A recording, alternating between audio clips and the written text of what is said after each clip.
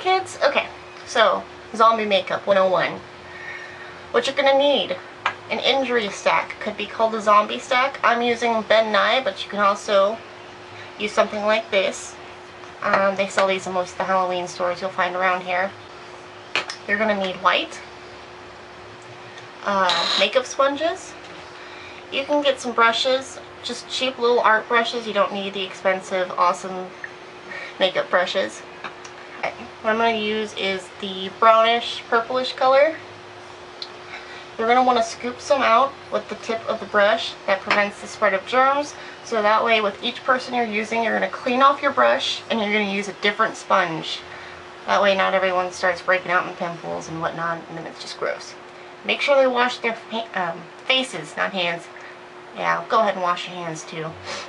Alright, so you're going to want to put a little on your hands. I already got started. Got my little working palette right here.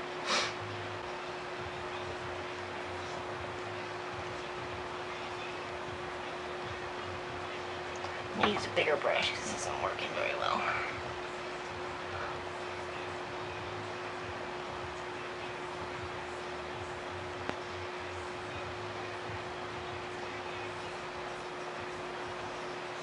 So, this is a little more red than I originally thought. And usually the Living Dead don't worry about, red colors. So I'm probably going to add something to this.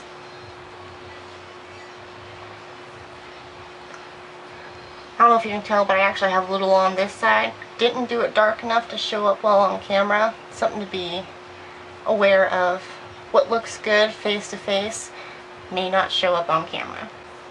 So I'm actually going to use a brown color, which I have. You may not have. It's always a good idea to get. But if you don't, you can always use a little purple.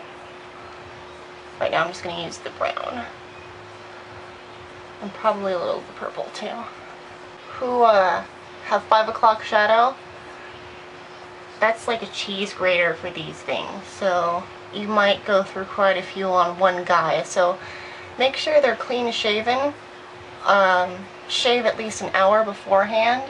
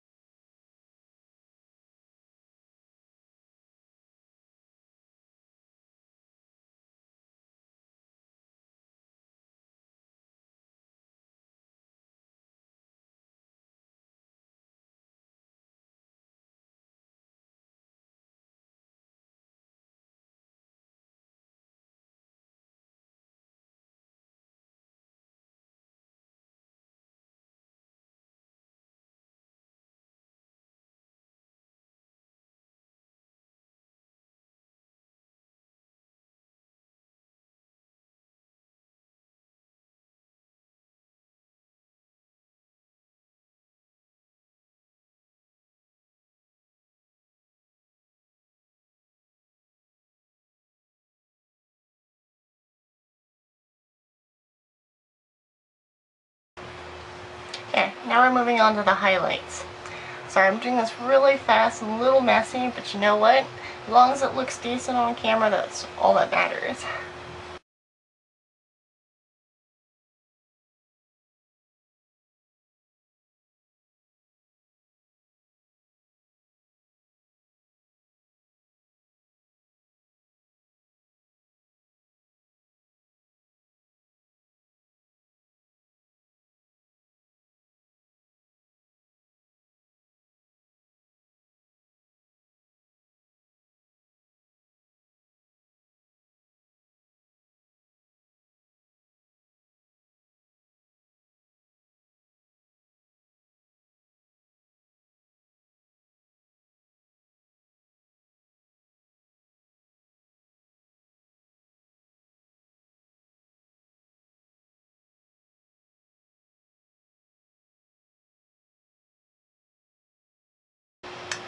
I told you, the Ben Nye Dermawax.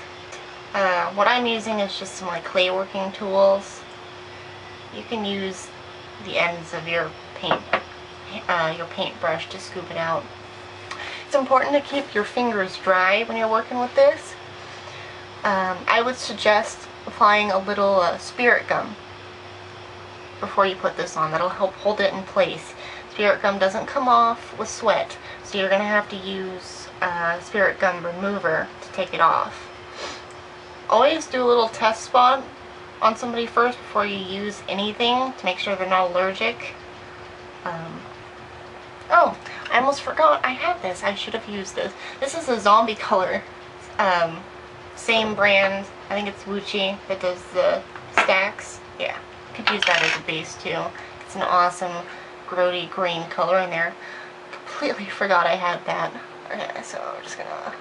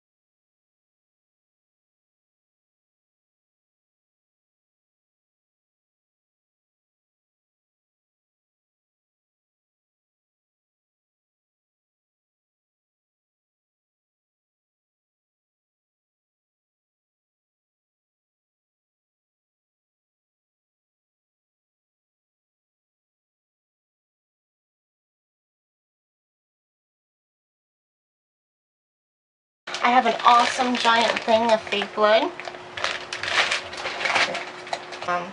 You can also get the cinnamon flavored mouth blood. Now, what I would have used is the blood gel,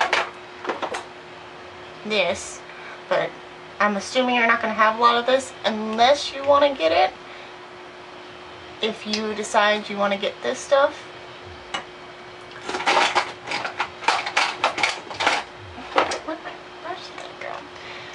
this is a thicker blood, stays in place, dries really awesome and crackly.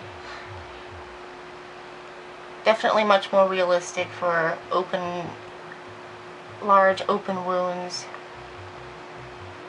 You can actually just use the blood itself because it's so thick to do cuts.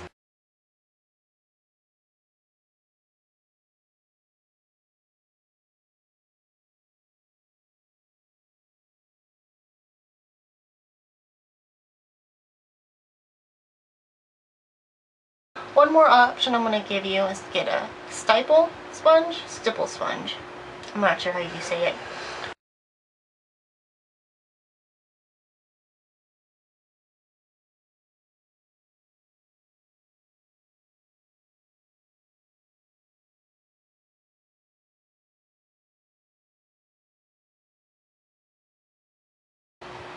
Now if you use it with a blood gel, then you get an awesome effect. I'm not going to use that with this right now because I don't feel like cleaning that up.